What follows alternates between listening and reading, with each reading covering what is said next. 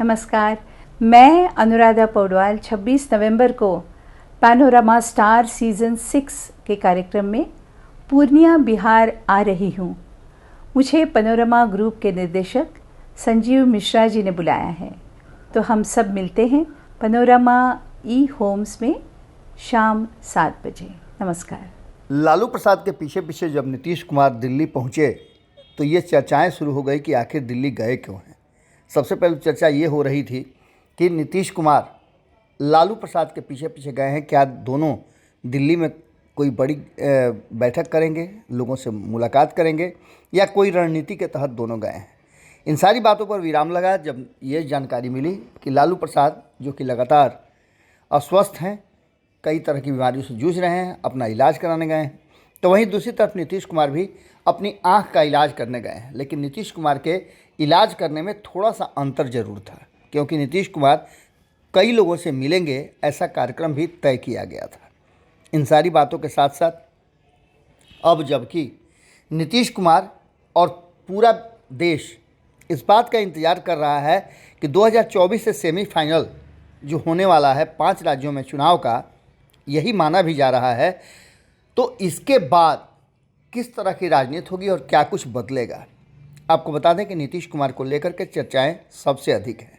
कहा यह जा रहा है कि नीतीश कुमार ने कई दलों को एक साथ मंच पर लाकर खड़ा कर दिया, कई बैठकों के बाद इंडिया गठबंधन नाम दिया गया, लेकिन नीतीश कुमार को इस गठबंधन में कोई भी जिम्मेवारी नहीं दी गई। ऐसी स्थिति में नीतीश कुमार खुलकर कोई फैसला भी नहीं ले सकते हैं, और इस बात का मलाल नीतीश कुमार को हमेशा से रहा है। हमने आपको कई बार बताया है कि एक तरफ जहां नीतीश कुमार को ये इंडिया नाम ही पसंद नहीं था, तो वहीं दूसरी तरफ नीतीश कुमार को जिम्मेवारी नहीं मिलना भी एक बड़ा आश्चर्य था। इतना ही नहीं, नीतीश कुमार को लगातार देश का पीएम कैसा हो, नीतीश कुमार जैसा हो का नारा लग रहा था, और नीतीश कुमार खूब इंजॉय कर रहे थे। इसके साथ साथ अब नीतीश कुमार के हाथ में कई ऐसे तुरुप के पत्ते लग गए हैं जिसको लेकर के नीतीश कुमार अपने हिसाब से चीज़ों को बदल सकते हैं। सबसे पहले तो नीतीश कुमार जातीय गणना कराने का श्रेय लेते आ रहे हैं और आगे भी लेंगे। इससे फ़ायदा ये हुआ है कि नीतीश कुमार के इस जातीय गणना ने पूरे देश भर में एक अलग तरह का चर्चा छेड़ दिया है। कई राज्य जातीय गणना कराने की तैयारी कर रहे हैं, तो कांग्रेस ने तो इसे पूरी तरह से अपने बच्चे की तरह एडॉप्ट कर लिया है। 5 राज्यों में चुनाव में भी घूम घूम करके ये बात कहा जा रहा था कि अगर हमारी सरकार बनी तो हम जातीय गणना कराएंगे। जिन सरकारों में भाजपा भी शासन कर रही है, वहाँ भी अब धीरे धीरे मांग उठने लगी है। इतना ही नहीं, नीतीश कुमार ने एक बड़ा काम ये कर दिया कि इस जातीय गणना के सर्वे रिपोर्ट आते ही, और पूरी तरह से ये साइंटिफिक डाटा था। आपने देखा होगा किस तरह से संपादक नमन मिश्रा जी ने इस बात को लेकर के पूर्णिया समिट में भी अपनी बातें देश के बड़े नेताओं के बीच में रखा। सवालों के घेरे में बड़े नेता ये फैसला नहीं कर पा रहे थे कि आखिर इसका जवाब दें तो क्या दें। इन सारी बातों के साथ साथ नीतीश कुमार ने एक और बड़ा खेल खेला। 75% आरक्षण का 15% आरक्षण बढ़ा करके नीतीश कुमार ने एक बड़ा काम कर दिया, और इसका भी श्रेय वो आगे लेना चाहेंगे। इसके साथ साथ सबसे बड़ी बात यह है कि नीतीश कुमार अचानक से चुप्पी साध लिए है, और अपने लिए और अपनी बातों को रखने के लिए उन्होंने एक टीम तैयार कर ली है। इसके साथ साथ जब अंतिम बार मीडिया से बहुत खुलकर बात कर रहे थे, तो नीतीश कुमार ने एक फ़ैसला किया था, और वो फैसला था कि एक बार फिर से नीतीश कुमार यात्रा पर निकलेंगे। अपने कार्यक्रम में मीडिया से बातचीत के बीच कई बार नीतीश कुमार ने यह कहा है कि वो लोग जो काम करते हैं उसे कोई छापता नहीं है। मीडिया से काफ़ी नाराज़ भी थे, लेकिन इन सब के बाद उन्होंने ये कहा था कि मीडिया पर उन लोगों ने कब्जा कर लिया है।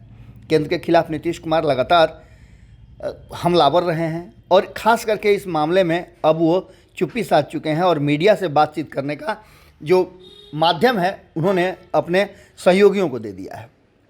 नीतीश को विपक्षी एकता का प्रणेता के रूप में भी श्रेय लेना है, और 2024 के चुनाव से पहले नीतीश कुमार को ये सारी बातें अपने हक में, अपने फ़ायदे के लिए प्रयोग करना है। दलित वोट को जुटाने के लिए भी नीतीश कुमार ने एक बड़ी तैयारी की है, और इसके लिए उन्होंने अशोक चौधरी को लगा दिया है।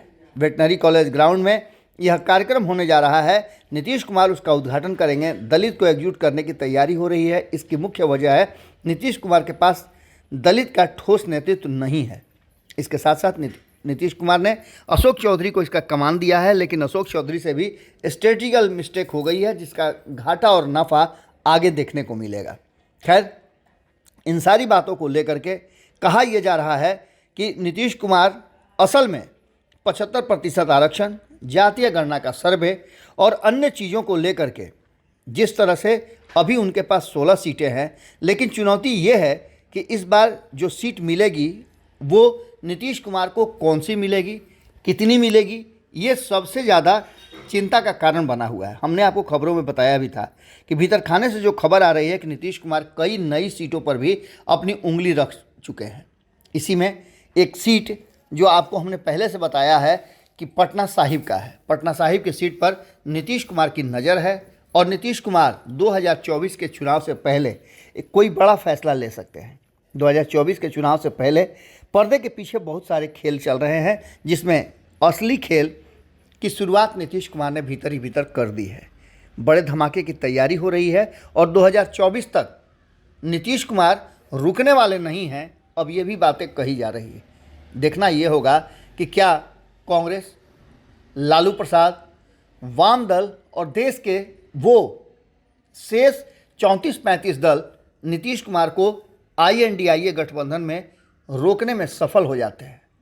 नीतीश कुमार की स्ट्रेटजी किसी दूसरे एंगल पे चल रही है और कभी भी अगर कामयाब नहीं हुई इंडिया गठबंधन के नेता दल और दल, तो नीतीश कुमार के लिए रास्ते खुले हैं और वो रास्ता भाजपा नहीं बल्कि एक और दिशा की तलाश कर रहा है, जहां नीतीश कुमार के लिए सबसे ज़्यादा विकल्प की तलाश हो रही है। जुड़े रहिएगा भारत लाइव के साथ। 2024 के चुनाव से पहले अभी बहुत सारे चेंजेज बिहार से देश की राजनीति में होने वाले हैं। नमस्कार। नमस्कार, प्रणाम।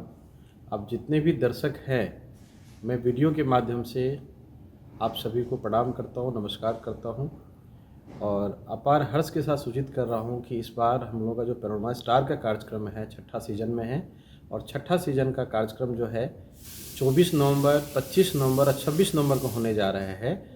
मैं आपको एक एक दिन का जानकारी देता हूँ कि 24 में क्या फंक्शन होना है, 25 नवंबर को क्या होना है, 26 नवंबर को क्या होना है, ताकि किसी को कोई कन्फ्यूजन ना रहे और समय से आकर के कार्यक्रम में भाग ले सके। तो पहला दिन फ्राइडे का है और 24 नवंबर है।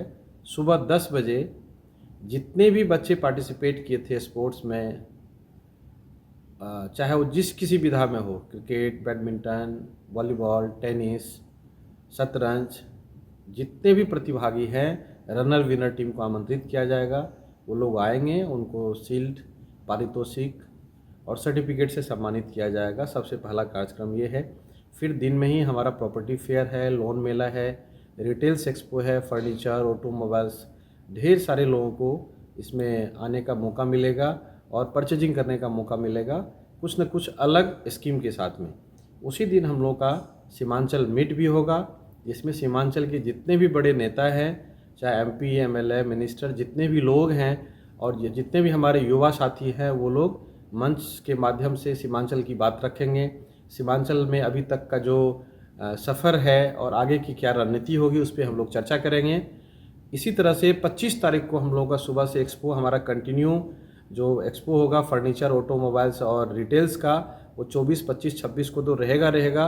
उसके अलावा शाम में हम लोगों का 25 तारीख को SDN न्यूज़ का एक कार्यक्रम है, उनका वार्षिकोत्सव है और साथ में कल्चरल प्रोग्राम है जिसमें सबरी ब्रदर्स आ रहे हैं, बहुत बड़े कलाकार हैं और हम लोगों का बड़ा सौभाग्य होगा उनको सुनने का, चूँकि बहुत बड़ा नाम है उनका सबरी ब्रदर्स का।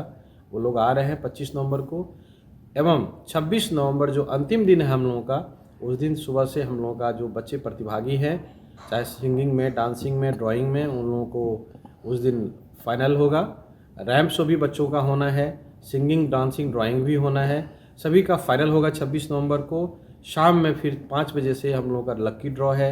लक्की ड्रॉ के बाद हम लोग जितने भी हम लोग घर तैयार हो गया है, अपने कस्टमर्स को हम चाबी वितरण का कार्यक्रम करेंगे और उसी दिन 26 नवंबर संडे का दिन है, क्योंकि अगले दिन भी छुट्टी है मंडे को, तो हम लोग जानबूझ करके संडे को रखे हैं कि सभी लोग उसमें भाग ले सके और आ सके, आनंद ले सके। चूँकि उस दिन हम लोगों का इंडिया कई बहुत बड़े नेम फेम है अनुराधा पौडवाल जी, वो आ रही हैं।